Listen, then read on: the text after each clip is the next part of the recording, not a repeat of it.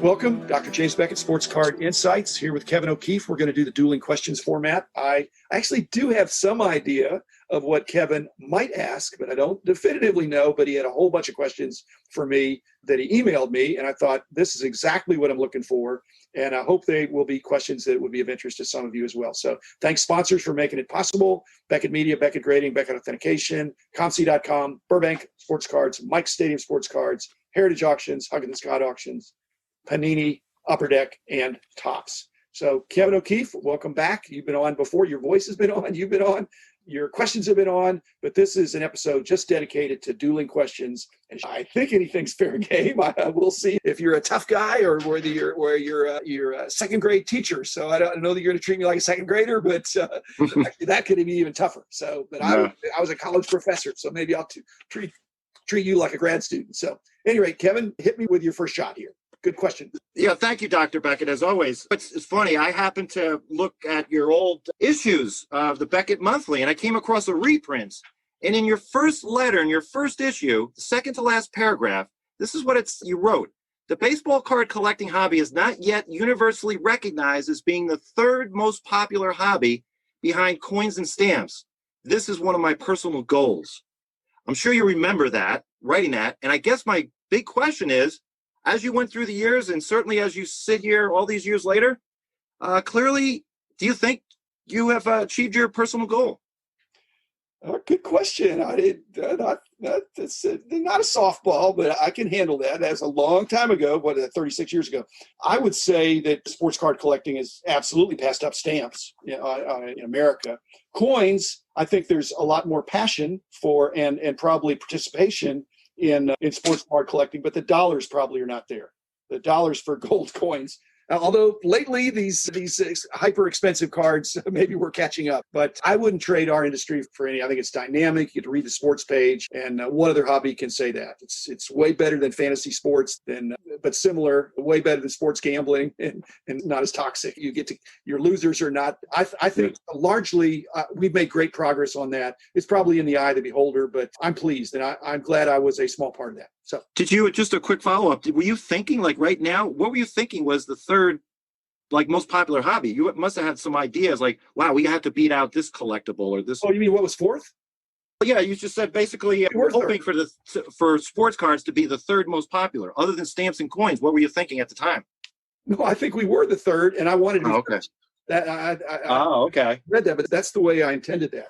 I think we're third, and we were coming on strong, and it's been stop-start. Okay, my turn for you. I got a box of cards a couple days ago from Topps. There was a box of Gypsy Queen from this year, and I opened up the box. I enjoyed opening it, and I'd like to tell first, I say thank you, Topps. They occasionally send me a box, just as Upper Deck does and Panini does. And I like to open them up and describe the experience, but describe it in a way that's audio rather than video. And it's not timely, it's not live, so I can't really show. So do you have any ideas of how I could represent Topps and fairly in terms of what that product is as a thank you for them sending me a box? Is there some innovative way that I can make it not boring, informative, and helpful? Yes, I think getting on your friend Rich Klein, yeah, or some other collector to bat around ideas. But I think for the average collector, and even someone like me that knows all the differences between Allen Ginter, Gypsy Queen, Finest, to talk about, and maybe even a Topps representative, talk about what is the market that you're after? How is this different than Finest? What is the niche that you're trying to reach? And obviously you can describe it and the reason, the background. What is Gypsy Queen? How does that relate to baseball? I think a lot of collectors that listen to your podcast may not know a lot of these answers and clearly are confused about all the different products. Okay, and so one of the things I've done, again, we're doing our dueling questions.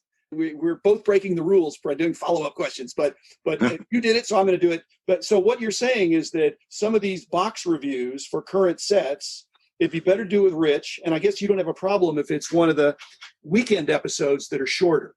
Just say what I want to say and not belabor it, but point out some interesting things. Would you agree? Yes, no question. It's just differentiating. Here, listen, this is why you want to buy Gypsy Queen as opposed to Flagship, Opening Day, Finest, whatever it may be. This is why it's unique. Okay. Because I know the reps from Topps obviously know those answers, and I'm sure they would love it that it's out there. No, they want you to say that you have to buy all of them. You don't have to choose. Yes. Anyway, I'm being facetious. Your turn, Kevin. Okay. Other than your first issue, it's funny, Jim, going through, you really want to know a lot about this hobby, just go back and read a lot of your old issues. Other than your first issue and maybe your last before you retired, what issues stick out that for good or bad reasons, not bad, but in other words, what really made maybe your favorite? And then maybe a piggybacking on that, was there any that like were your most famous that made the mainstream media that maybe a lot of us don't know about, that we almost have forgotten about all these years later? It's famous people would know about it. You have more than one child, don't you? You have a couple kids? Yes. Okay. Son's 20. Yes. So the point is, which one is your favorite? I have a bunch of kids. I have actual kids. Plus, I have these publications that came out, books and magazines, all of which I'm proud of. Probably, it may seem trite, but mostly it's the first edition of each sport was a breakthrough. A lot of work to put out the first edition. After that, you're editing and augmenting and adding sets and things like that. But we got a lot of acclaim and fame and notoriety from a lot of our Bo Jackson covers. Bo was really it back in the late 80s, early 90s. It was pretty amazing. So some of our art covers that I was personally involved with. Over the years, I got less personally involved with the mechanics of the editorial part.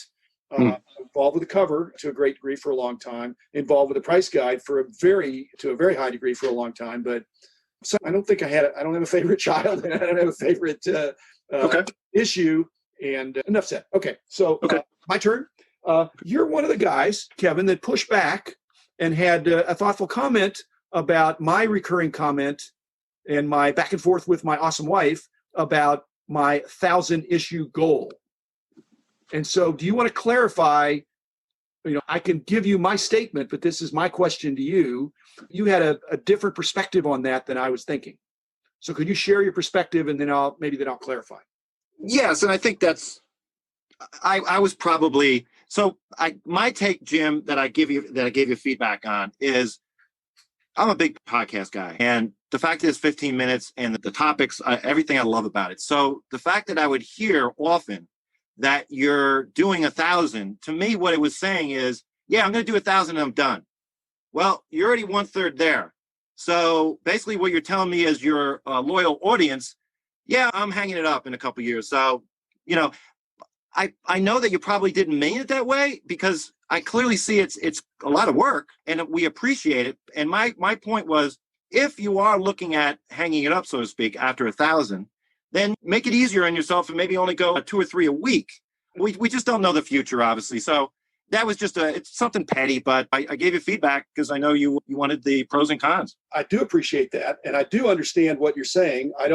My perspective is, in my personality, it's hard for me to quit, to stop things that are good things. It was very hard for me to sell the company.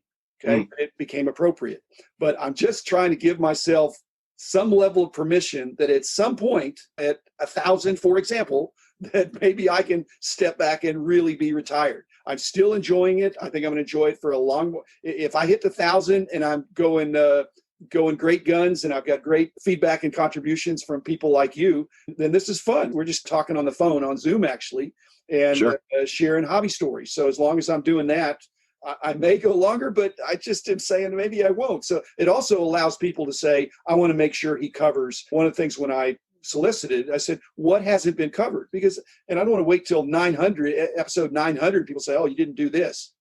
Correct. Gradually doing these things. So to give people a horizon, a potential stopping point. Not in deference just to you, Kevin. If I hit 1,000 and I'm still having a good time and getting great participation, I hope I can continue. But if I don't, then I'll try to figure out a way to sunset it and maybe decrease that frequency. I'm actually enjoying the consistent frequency, and I hope you do too, because it's more work, but Monday through Friday and then a couple on Saturday, that's actually given me something to look forward to. And if I quit looking forward to it, I won't do it. But okay, that was me. Your turn now for another question. One of your episodes was, it's funny, it's not Krause Publications, it's Krause. I remember you saying it's Krause. So one of your episodes that I thought was fascinating was when you talked about Krause Publications. And those of you that don't know, back in the day, they put out a magazine called Baseball Cards, Tough Stuff. I also know that they were issuing that newspaper, Sports Collectors Digest.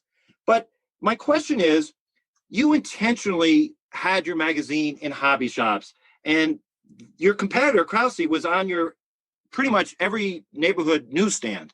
So I know it's a big question, but what did you learn from them? They were your competitor. What did you learn from them that they were doing well that you picked up on? And clearly, were you ever thinking, you know what, maybe we should branch out of the hobby shops? And because obviously, that was possibly an opportunity lost. Maybe I'm off base on that. I think this is going to be the last question because I want to give it enough runway to satisfy you and others. I had a lot of respect for Chet Krause and the whole Krause team, Bob Lemke, Hugh McAloon, Kevin Isaacson, actually pretty close friends with Kevin, had him on an episode. They had different leaders there. Generally, we got along. We're friendly competitors. We're at all the same events. They, as you said, they had a little bit different philosophy. The main difference they had, Kevin, is that they were almost totally ad-driven. They started Baseball Cards Magazine, which then became Sports Cards Magazine. It was Bob Lemke's idea to make a splash on the national newsstand. What that meant was heavy returns, because that's not a very efficient sell-through place, but they had so many ads. They had such a strong ad content, which is where the revenue was coming from. It increased their rate base. On the other hand, we had a lot less ads, but very strong coverage in the hobby shops and a fair number of subscriptions too. But the hobby shops are not excited about cards being and magazines being other places. They want to be the place where people come. And so we were very pro hobby dealer and pro local card shop. And so we didn't begrudge that Krause was doing that. I actually think the fact that Krause was so outstanding in their classified ads. When I did my very first issue, and I didn't even have any employees, I went down to a typesetter and said, what would it cost for me to do something like this? And I took an SCD from back, what is that, 80, that was probably in 83 or early 84. Sure. And just laughed and said, you couldn't afford it. All the proofreading and because Krause because they had their newspaper, they had their newspaper operation on the other side of the building, they could set type like nobody's business. Gotcha. They had a great employee base, and now it's gone on to different ownership and all that. But they were what I liked about it is that we were different. We competed, but we came at it a little bit differently. And in a healthy hobby, there's room for more than one. I've frequently said I don't want to be in a monopoly, but I want to be in first place. And we were in first place in many respects. We weren't in first place by classified ads, but we couldn't do that as efficiently as they could. So yeah, Krause, I will do more episodes about them. You can look forward to that.